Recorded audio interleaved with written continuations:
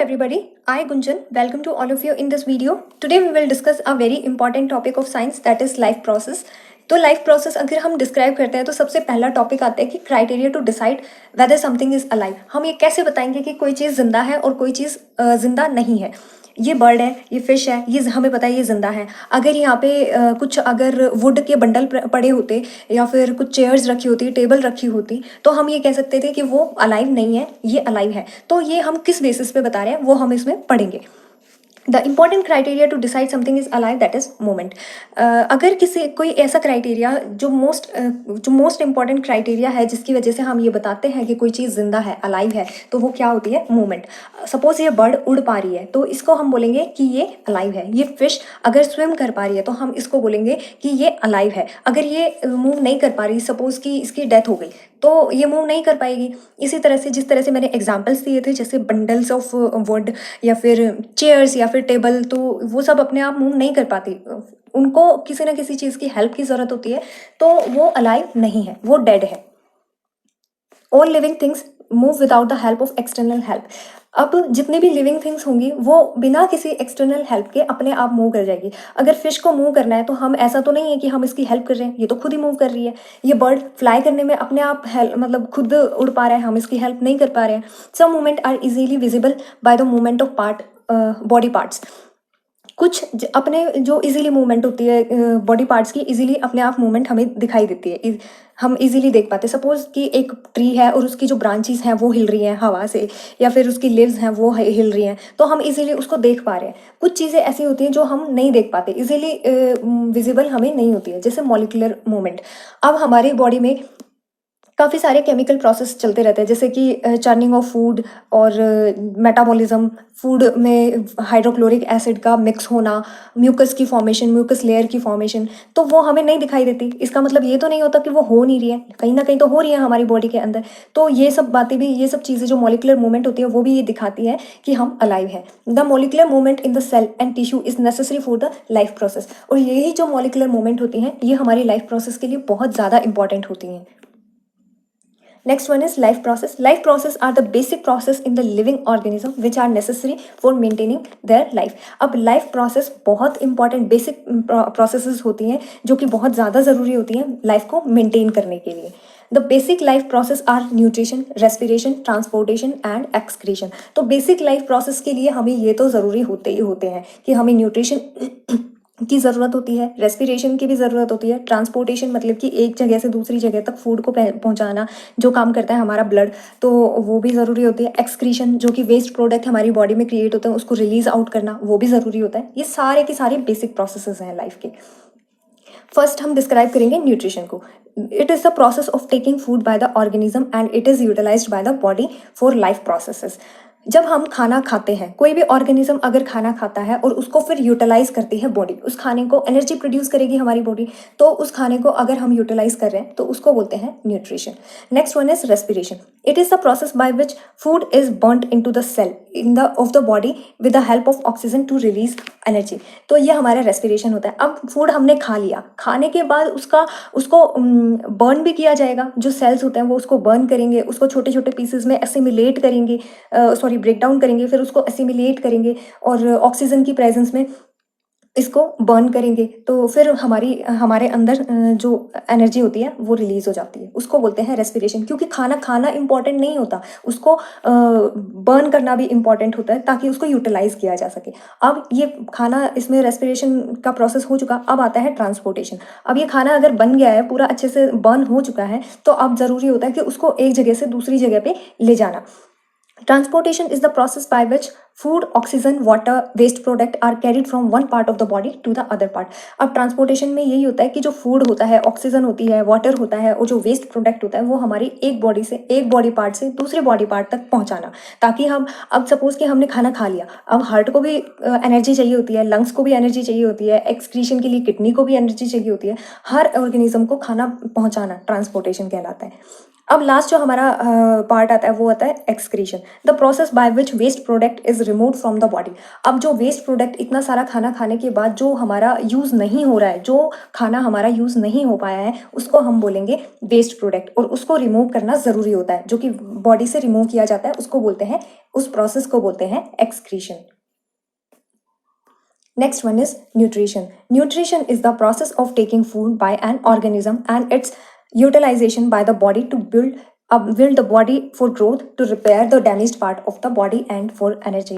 Nutrition क्या होता है कि the process of taking food, जो food हमने खाया है, organism ने अगर खाया है, वो खा तो लिया, अब उसको यूटिलाइज करना पड़ता है, ताकि जो हमारे जो बॉडी के जो सेल्स हैं वो अगर डेड हो गए हैं या डैमेज हो चुके हैं, उनकी रिपेयर कर सके, हमारी ग्रोथ कर सके। अब हम हमेशा तो छोटे नहीं होते, जिस तरह से हमारा ये जो बड़े होने का प्रोसेस है, ये किससे होता है, हम न्यूट्रिशन, जिस हिसाब से हम खाना खाएंगे उतनी अच्छी ग्रोथ होगी, उतने अच्छे ही हम हेल्दी बनते हैं, तो इसको बोलते हैं न्यूट्रिशन। अलग अलग बॉडी पार्ट में जो डैमेज पार्ट हो चुके होते हैं उनको एनर्जी पहुंचाने का काम करता है। Life on the earth depend on carbon based molecule and most of the food is also carbon based molecule. जो हमारी लाइफ है अर्थ पे, वो डिपेंड होती है कार्बन बेस्ड मॉलिक्यूल। जितने भी कार्बन बेस्ड मॉलिक्यूल हैं, हम देखते हैं कि जो हम केमिस्ट्री में भी पढ़ेंगे कि जो हमारे मोस्ट ऑफ द कंपाउंड्स होते हैं हमारी अर्थ पे, वो कार्बन से मिलके बने होते हैं, जो कि कैटिनेशन पावर शो करता है। वो हम नेक्स्ट केमिस्ट्री में पढ़ेंगे, नेक्स्ट चैप्टर में। Most of the food are also called carbon based molecule. तो हमारा जो फूड होता है वो भी कार्बन बेस्ड होता है। The outside raw material used by living organism are food, water and air. जो रॉ मटेरियल हम यूज़ करते हैं बाहर से, वो कौन कौन से हैं, फूड, वाटर, एयर, ये सब हमें बाहर से मिलते हैं। Mode of nutrition, 2 mode of nutrition होता है हमारी जो खाने में। एक तो होता है ऑटोट्रॉफिक मोड ऑफ न्यूट्रिशन और दूसरा heterotrophic mode of nutrition. Autotrophic mode of nutrition वो होता है is the nutrition in which organism prepare their own food from simple organic substances like carbon dioxide and water in the presence of sunlight and chlorophyll. Actually ये जो definition मैंने पढ़ी है, ये पूरी की पूरी definition है photosynthesis की। इसी चैप्टर में हम नेक्स्ट टॉपिक में पढ़ेंगे फोटोसिंथेसिस के बारे में भी, लेकिन पहले अभी हम देखते हैं ऑटोट्रॉफिक मोड ऑफ न्यूट्रिशन क्या होता है। जो अपना खाना खुद बना लेते हैं, ऐसे ऑर्गेनिज्म जो अपना खाना खुद बना लेते हैं, किसको यूज़ करके, सिंपल इनऑर्गेनिक सब्सटेंसेस को यूज़ करके, जैसे carbon dioxide, water, in the presence of sunlight. जो हमारा सन है वो सनलाइट देता है, और जो क्लोरोफिल लीव्स होते हैं उसमें क्लोरोफिल प्रेजेंट होता है, ये भी हम पढ़ेंगे नेक्स्ट इसी चैप्टर के आगे कुछ स्लाइड्स में। तो क्लोरोफिल होती है हमारी जो लीव्स होती, हमारे जो प्लांट्स होते हैं उनमें जो लीव्स होती हैं उनके अंदर क्लोरोफिल एक पिगमेंट होता है, तो वो और सनलाइट, उसकी हेल्प से हमारा खाना बनता है, मतलब फूड अपना खाना बनाते हैं, उसको बोलते हैं ऑटोट्रॉफिक मोड ऑफ न्यूट्रिशन। जैसे all green plant and some bacteria, ये होते हैं ऑटोट्रॉफिक न्यूट्रिशन, ये मतलब ऑटोट्रॉफिक मोड ऑफ न्यूट्रिशन को परफॉर्म करते हैं। हेटरोट्रॉफिक न्यूट्रिशन क्या होता है, is the nutrition in which organism get their food directly और इनडायरेक्टली फ्रॉम द प्लांट। अगर कोई ऑर्गेनिज्म डायरेक्टली या इनडायरेक्टली प्लांट से लेते हैं, डायरेक्टली और इनडायरेक्टली प्लांट का मतलब मैं समझाती हूँ कि सपोज कि ये अगर प्लांट है,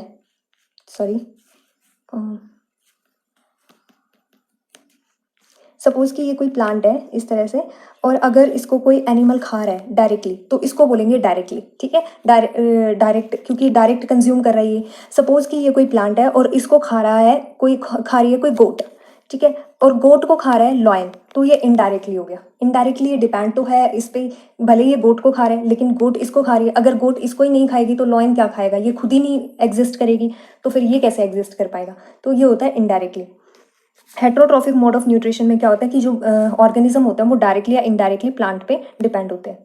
अब हेटरोट्रॉफिक मोड ऑफ न्यूट्रिशन के भी सब टाइप्स होते हैं, जैसे सैप्रोफाइटिक, पैरासिटिक, होलोजोइक। सैप्रोफाइटिक में क्या होता है, saprophytic mode of nutrition is the nutrition in which organism get their food from dead and decaying organism. जो सड़ गए हैं, गले हुए, सड़े हुए, जैसे कि ऑर्गेनिज्म, जो भी खाना होता है, सड़ा गला खाना होता है, उस पर अगर कोई ऑर्गेनिज्म फीड कर रहा है तो उसको बोलेंगे सैप्रोफाइटिक न्यूट्रिशन। इसको ये क्या करते हैं कि अब ये ऑर्गेनिज्म इसको खा भी लेते हैं और हमारा जो एनवायरनमेंट होता है इसको क्लीन भी कर देते हैं। They break down the food material outside their body and absorb it. अब वो उसको फूड मटेरियल को ब्रेक डाउन कर लेंगे और एब्जॉर्ब कर लेंगे। जैसे example, mushroom, bread mould, yeast, bacteria, ये सब क्या करते हैं, ये सब वहाँ पे उन सब चीज़ों को कंज्यूम करते हैं जो सड़ गई हैं, गल गई हैं। जैसे हमारी सब्जियाँ, जैसे कुछ लीव्स जो गली जो गिर गई हैं कभी प्लांट से शेड होके अब वो उनको फीड करेंगे, इनको बोलेंगे सैप्रोफाइटिक न्यूट्रिशन। पैरासिटिक न्यूट्रिशन क्या होता है? Is the nutrition in which organism get their food from the living organism without killing them. अब कोई ऑर्गेनिज्म है, सपोज कि ये कोई बड़ा सा ऑर्गेनिज्म है और इस पे जैसे डॉग है, डॉग पे टिक्स प्रेजेंट होती है। अब टिक्स क्या होती है?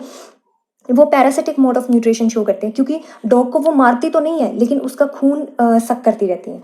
तो इस तरह से ये parasitic mode of nutrition show करते हैं।